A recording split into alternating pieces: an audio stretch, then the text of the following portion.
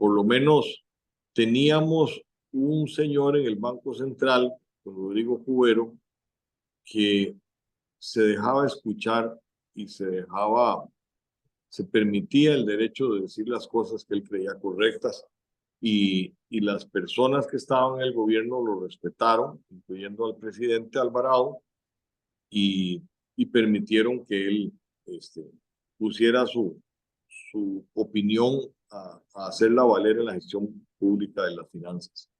Que Y ser hablando de ministro eso, de Hacienda lo logró.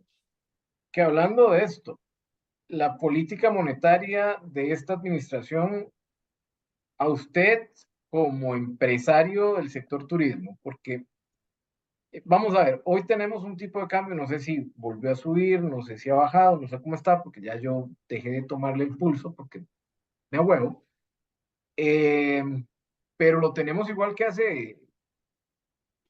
en 2016, hace 8 años.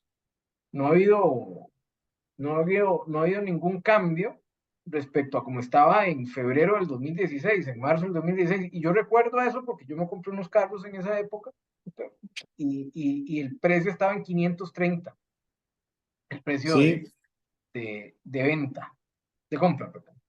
Entonces andaba como en 540, que es muy parecido a como está ahora. Entonces, es tener un tipo de cambio de hace 7 años, pero con los precios de 8 años después, con la inflación de 8 años después, con los salarios de 8 años después, con los gastos más altos de 8 años después. ¿Usted en ese sector turismo cómo ha sentido el problema? O vea, otra cosa. vamos a ver. Eh, Hay que hablar, el turismo hay que vivirlo por periodos que van desde el secuestro de las holandesas en el periodo de José María, el 11 de septiembre del año 2001, creo, 2000 o 2001, la crisis de los bancos en el 2008, y nosotros tenemos una contrapartida en turismo que se llama ICT. El gobierno pasado tuvo un gran ministro, que ahorita no recuerdo su nombre, que Carlos fue el que, Ventura. no, ese fue en el gobierno de Luis Guillermo, que fue un buen ministro, pero el de Carlos Alvarado tuvo un ministro extraordinario que había sido un gerente hotelero en Punta Hilita y que fue el ministro, digamos, mejor que ha pasado por la administración pública en muchos años. Excelente. Duró 2 años y se marchó, consiguió un empleo mejor pagado y se fue. Y fue un gran ministro, fue una persona que hizo las cosas bien. Hoy en día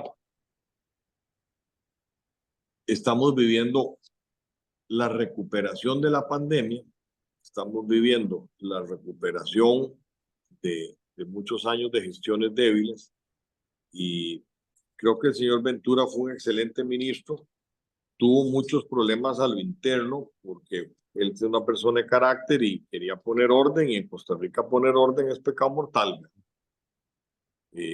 Y Mauricio Ventura, yo creo que le costó mucho que lo escucharan, y le costó mucho inclusive que el mismo gobierno le diera el apoyo. Después, en el gobierno de don Carlos Alvarado, comenzó aquella señora, ¿cómo se llamaba? Que murió la suegra de Mm, Jorge. ajá, una buena mujer, Sí, sí, la suegra de Jorge. Que murió logró, también ya Jorge. sí, Jorge una Figueroa, tragedia, hace un par de años. exactamente, hermano de Patricia. Ese muchacho, tuvo, esa muchacha, María Amalia Revelo, Ujú.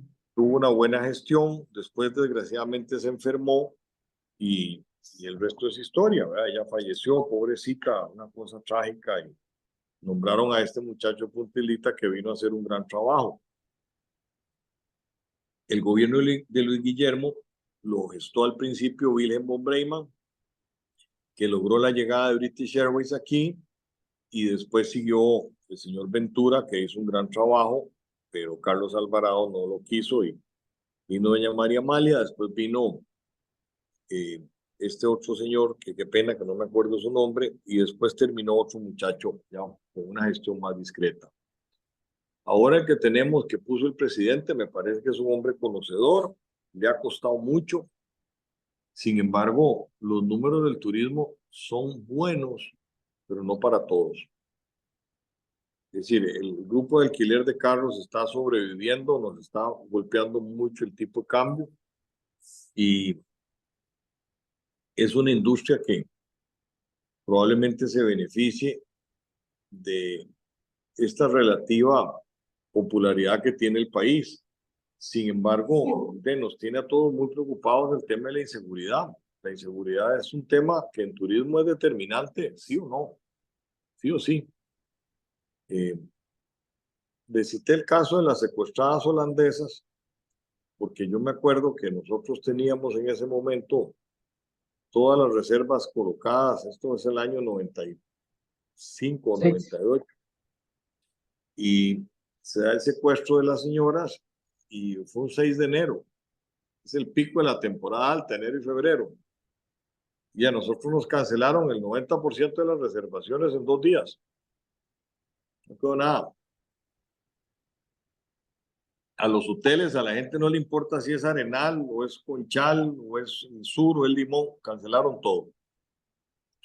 Y eso provocó una desazón por 2 años, donde la gestión de ventas y todo eso fue fatal. Fatal, fatal, fatal. El esfuerzo ha sido enorme. Igual la crisis del 2008, que provocó en Costa Rica una crisis social, tuvo como consecuencia que el turismo se viera sumamente afectado, dejaran de venir turistas por problemas económicos, pero por también descontentos de marchas y problemas de paz social. Así ha sido la trayectoria. Esta es una industria muy nerviosa y nadie quiere viajar donde hay problemas. Nos guste o no nos guste, lo que tenemos que decir es la verdad. Nadie quiere viajar donde hay problemas, nadie. No les interesa. Nadie quiere oír más problemas de los que ya tienen la casa. Y si tenemos muchos problemas en la casa, menos aún va a querer la gente irlos a oír a la calle y menos pagando, ¿verdad? Que eso Es sí es una, sí, ese es el problema principal. Pero bueno, para volver, Mohamed, a lo que hablamos al principio, el tema del tipo de cambio es que yo creo que eso es como un columpio, ¿verdad? Y si usted un columpio lo deja mecerse más de lo que corresponde, puede golpearse, porque pierde el sentido. Y aquí han dejado que el tipo de cambio se mesa mucho más de lo que se necesita. Y bueno, la revaluación nadie la critica, pero no tiene que ser todo el mismo día, ¿verdad? Es decir, si yo le sirvo a usted el desayuno, el almuerzo y la cena de un solo tiro, usted me dice, no puedo comer de eso. Un costo de las tostadas y el cereal que me dio de desayuno, pero yo no puedo tirarme el almuerzo y la ensalada de una vez y la sopa en la noche. Bueno, un poco fue lo que pasó. Llenaron el plato más de la cuenta y ahora la gente no sabe qué hacer, si trasladar todas sus deudas de dólares a colones, etcétera. Hay muchos detalles de fragilidad que tiene el país todavía. Costa Rica, según los números del Banco Central, tiene 9.000 millones de dólares a corto plazo que pagar de importaciones y de deudas del sector privado. Eso es mucho dinero. Tenemos 4.500 millones que, según lo dice don Gerardo Corrales, pues no está muy claro de dónde salieron. No que sea plata de narcotráfico, no, eso no es. Pero si son capitales exploratorios especulativos. y especulativos, aquí vamos a quedar muy mal si ellos deciden irse.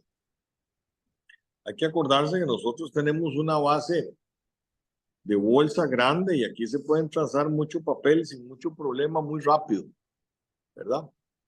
Y nuevamente, no estoy diciendo que sean dineros malos. Lo que estoy diciendo es que nosotros estamos jugando con fuego porque esto es una economía pequeñita.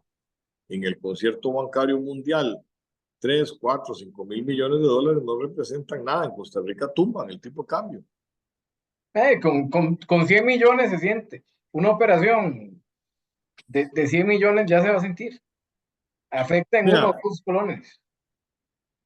Costa Rica es una economía pequeña comparada a cualquier empresa de esas grandes americanas o europeas de hoy, o chinas. ¿Para qué usted quiere poner al país en el reto de inmiscuirse en acciones de especulación de alguna empresa de afuera o de algún banco de afuera? No hay razón. Hay gente que en su patrimonio personal o familiar ya tiene el equivalente de toda la deuda externa de Costa Rica varias veces. Eso le da a usted una idea de lo vulnerable que somos como países.